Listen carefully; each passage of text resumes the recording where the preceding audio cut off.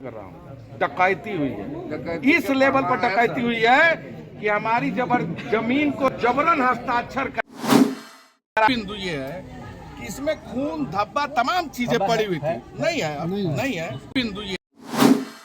अपने जनपद कुशीनगर के बरवापट्टी थाने में अमवाखास टोला कपरधिका के शिव मंदिर के 65 वर्षीय पुजारी फलहारी दास बाबा की अज्ञात बदमाशों ने गला रेतकर निर्मम हत्या कर दी। वह असम के रहने वाले थे और सोमवार की भोर में 3 बजे मंदिर के पीछे पिपहरी भुईदरवा मार्ग पर उनका लहूलुहान शव मिला। रविवार रात में ही पुलिस ने शव को कब्जे में लेकर पोस्टमार्टम के लिए भेज दिया। अज्ञात बदमाशों ने घटना को अंजाम दिया है।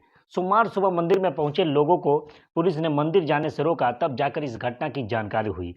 मंदिर के पुजारी फलहारी बाबा की हत्या की बातें पूरे इलाके में आग की तरह फैल गई, जिसके बाद बड़ी संख्या में महिलाएं और पुरुष मंदिर पर इकट्ठा हो गए। ग्रामीणों ने स्थानीय पुलिस पर शव को मौके से हटाने और साक्ष्य मिटाने का आरोप लगाते हुए हंगामा शुरू कर दिया और उसी वक्त कांग्रेस के पूर्व प्रदेश अध्यक्ष और पूर्व विधायक तमकुही से अजय कुमार लल्लू जी भी पहुंच गए और एसपी से सीधा सवाल उन्होंने कहा। क्या पूछा, वीडियो में देखिए। इसमें खून धब्बा तमाम चीजें पड़ी हुई थी। नहीं है। इसको क्या किया गया है, बिना किसी की जानकारी के, बिना किसी के जान के उसको धुल दिया गया है। मैं यही सिर्फ ये लोगों का आक्रोश है, माताओं बहनों का, कि आखिर सवेरे हो जाता, हम लोग के सामने हो जाता तो क्या दिक्कत थी? कोई दिक्कत नहीं थी। शासन आखिर क्यों धुल दिया? ये सवाल और गया तो किसी वीडियो में आप साफ देख सकते हैं कि वो सीधे तौर पे कह रहे हैं कि भाई यहाँ जो महिलाएं हैं, जो माता और बहनें हैं, जो ग्रामीण हैं, उनका ये कहना है कि जब पूरे दीवार पर और हर जगह खून फैला हुआ था तो उस वक्त अचानक क्या ऐसी जल्दीबाजी थी कि इस खून को धुलवा दिया गया और साक्ष्य मिटाने का प्रयास किया गया। ये वहाँ के ग्रामीण लोगों का कहना है और इस बात को अजय कुमार लल्लू जी कुशीनगर एसपी के सामने रख रहे हैं कि भाई सब लोग आते, सबके सामने सारी चीज़ें की जाती तो समझ में आता है। बहुत सारी ऐसी चीज़ें होती है कि अगर उस जगह को धुला ना जाए तो वहाँ से एविडेंस निकल कर सामने आता है, जैसे फिंगरप्रिंट आ जाता है या पैर के निशान आ जाते हैं या कुछ ऐसी एक्टिविटीज़ है जो वहाँ पे इशारा कर देती है कि कातिल कौन है, कोई नज़दीकी है या कोई बाहरी है, उन सब का संकेत मिल सकता है। लेकिन जब उस जगह को धुल दिया जाएगा, साफ कर दिया जाएगा, तो फिर कैसे आप फिंगरप्रिंट या अन्य जो सबूत मिल सकते हैं, जो साक्ष्य मिल सकते हैं, उससे कैसे पकड़ेंगे? तो ये एक गंभीर पुलिसिया प्रशासन के रवैये पर सवाल खड़ा हुआ और ये सवाल कांग्रेस के पूर्व प्रदेश अध्यक्ष तमकुही के पूर्व विधायक अजय कुमार लल्लू जी ने सीधे एसपी कुशीनगर से पूछा। दूसरी चीज़, उसी तमकुही के अंदर जब 727 बी जो हाईवे निकल रहा है, उस हाईवे में तमाम गांव ऐसे हैं, तमाम ग्राम सभा ऐसे हैं जहां के लोगों की ज़मीनें निकल रही है। तो अब जो आप बैनामा लेने जाते हैं, रजिस्ट्री लेने जाते हैं, तो वहां सर्किल रेट निर्धारित होता है कि शहर का सर्किल रेट क्या होगा, गाँव का सर्किल रेट क्या होगा, कृषि का सर्किल रेट क्या होगा, आवासीय का सर्किल रेट क्या होगा, कॉमर्शियल सर्किल रेट क्या होगा, तो वो सारी चीज़ें निर्धारित होती है। तो जिस पर ग्रामीणों का ऐतराज़ ये था कि हमें सर्किल रेट जो है उस सर्किल रेट के अनुसार मुआवजा मिलना चाहिए, लेकिन सरकार के नुमाइंदे जो हैं वो औने पौने दाम में किसानों से उनकी भूमि ले रहे थे, जिसके खिलाफ पिछले 6 दिनों से लगातार पूर्व प्रदेश कांग्रेस अजय कुमार लल्लू जी के नेतृत्व में तमाम ग्रामवासी बैठे हुए थे और अंततः प्रशासन को उनके सामने झुकना पड़ा और 8 दिन का मौका उन्होंने मांगा है कि 8 दिन के अंदर सारे मांगों पर ध्यान देते हुए समस्या का निस्तारण कर दिया जाएगा।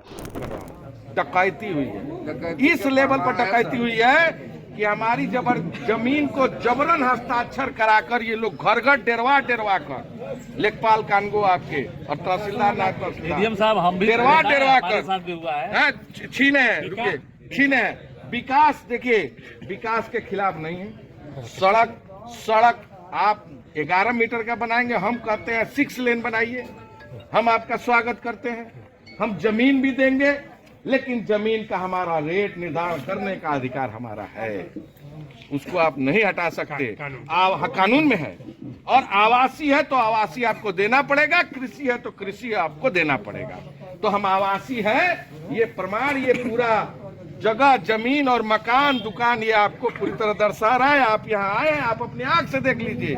और आपको भी अधिकार विवेकाधिकार का इस्तेमाल। ये सिर्फ कोई एक घटना नहीं है, बल्कि उत्तर प्रदेश में प्रशासनिक लापरवाही और प्रशासनिक अमला, खासतौर पे पुलिस के खिलाफ जो असंतोष पैदा हो रहा है जनता में, ये सिर्फ आम जनता या विपक्ष के नेता ही ये आवाज़ नहीं उठा रहा है, बल्कि ये आवाज़ जो सत्ता पक्ष के विधायक हैं और जो सत्ता पक्ष में बैठे हुए नेता हैं, वो भी कहीं ना कहीं उत्तर प्रदेश के मुख्यमंत्री जी और उनके पुलिस प्रशासन के खिलाफ बागी तेवर अपनाए हुए हैं और उस पर आवाज़ उठा रहे हैं। आदर्श मीडिया भले ही योगी राज का गुणगान में लगा हो, लेकिन असल में स्थिति यह है कि कानून व्यवस्था की वजह से सरकार की बुनियाद दरक रही है। खुद बीजेपी के नेताओं और एनडीए के सहयोगी दलों में बगावती सुर अब देखने लगे हैं, जिसकी वजह से उत्तर प्रदेश की योगी सरकार की सत्ता खोने के कगार पर खड़ी है। सही सुना आपने, उत्तर प्रदेश में बीजेपी के मंत्रियों ने बगावत कर दी है और उत्तर प्रदेश में कानून व्यवस्था धराशायी हो चुका है। इस वीडियो में बात करेंगे उत्तर प्रदेश में कमजोर होते योगी आदित्यनाथ की शाख की। गाजियाबाद की लोधी विधानसभा सीट से भाजपा विधायक नंद किशोर गुर्जर ने खुलेआम योगी सरकार को भ्रष्टाचारियों का संरक्षक कहा है।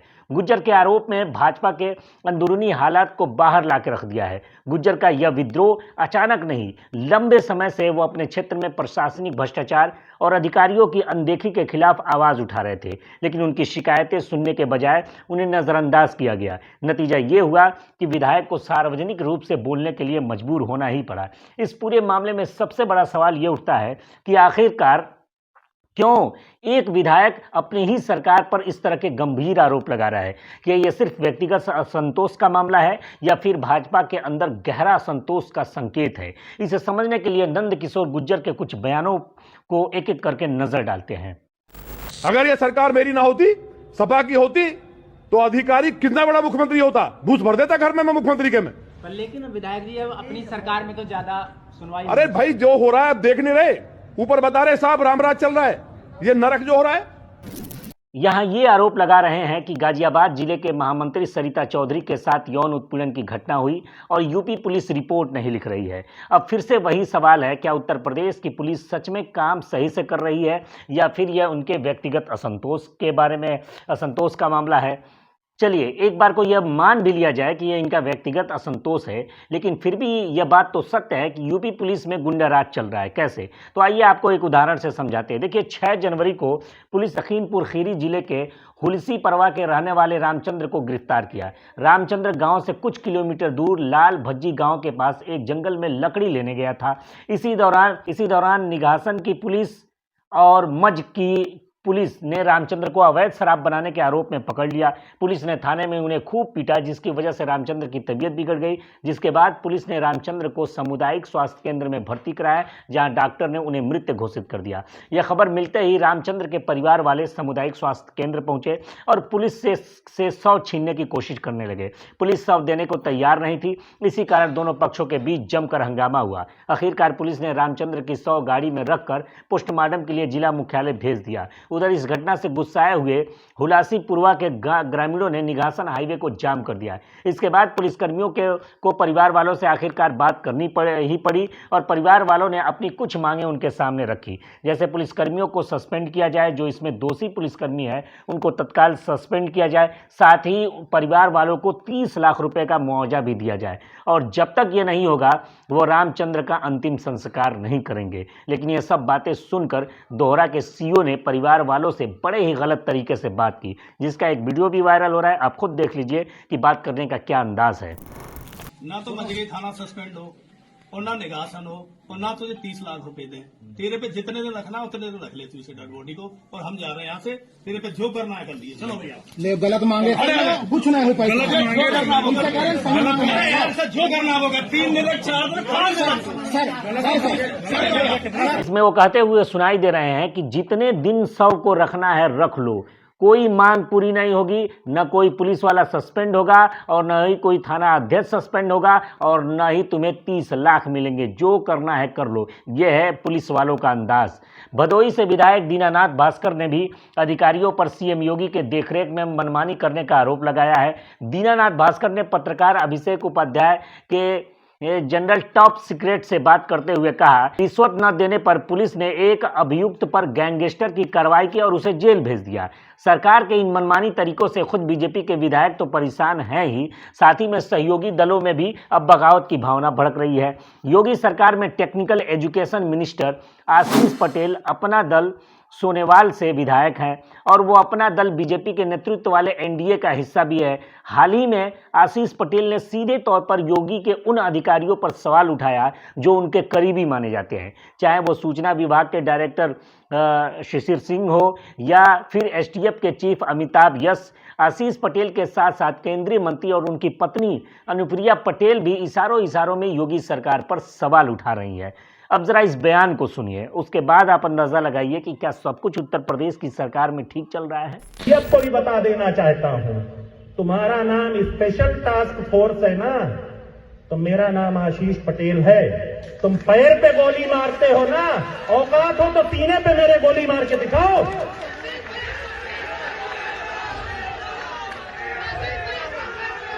मुझे पता है आज के बाद से मेरे खिलाफ और षड्यंत्र होंगे, पर फिर से मैं आप सबसे पूछता हूं, मुझे डरना चाहिए या लड़ना चाहिए? आशीष पटेल के बाद केंद्रीय मंत्री अनुप्रिया पटेल ने भी बिना नाम लिए योगी आदित्यनाथ सरकार पर सवाल खड़े किए हैं। अनुप्रिया पटेल ने कहा कि अपना दल को किसी भी षड्यंत्र से डराया नहीं जा सकता। अपना दल के खिलाफ जो षड्यंत्र चल रहा है वो कहां किसके इशारे पर चल रहा है उसे हमारा एक एक कार्यकर्ता जानता है कि जब भी अपना दल पिछड़ों दलितों के हक की बात पर सवाल खड़ा करता है तो कहीं ना कहीं किसी न किसी के पेट में दर्द तो जरूर होता है। लेकिन अपना दल न किसी से दबने वाला है, अपना दल न किसी से दबने वाला है और न किसी से डरने वाला है और न ही अपने विचारों से समझौता करने वाला है। आशीष पटेल और अनुप्रिया पटेल के इस बयान से यह साफ हो गया है कि एनडीए गठबंधन में सब कुछ ठीक नहीं है। गठबंधन के सहयोगी अपने ही सरकार पर अब सवाल खड़े कर रहे हैं। तो आइए नंदकिशोर गुर्जर का अगला आरोप देखते हैं।